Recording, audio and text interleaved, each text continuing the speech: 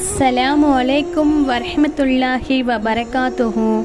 நாளை மறுமையில் சகோதரரை பார்த்து, பிள்ளைகளை பார்த்து, நண்பர்களை பார்த்து, மனைவிகளை பார்த்து அவர்கள் விரண்டு ஓடுவார்கள். அவர்களின் நிலைமைதான் அவர்களுக்கு பெரியதாக இருக்கும். தந்தை பிள்ளைகளுக்கு உதவி செய்ய முடியாது, பிள்ளை தந்தைகளுக்கு உதவி செய்ய முடியாது, யாரும் யாருக்கும் உதவி செய்ய முடியாது. அவர்களின் அமல்கள்தான் அவர்களுக்கு கூலியாக அமைக்கப்படும்.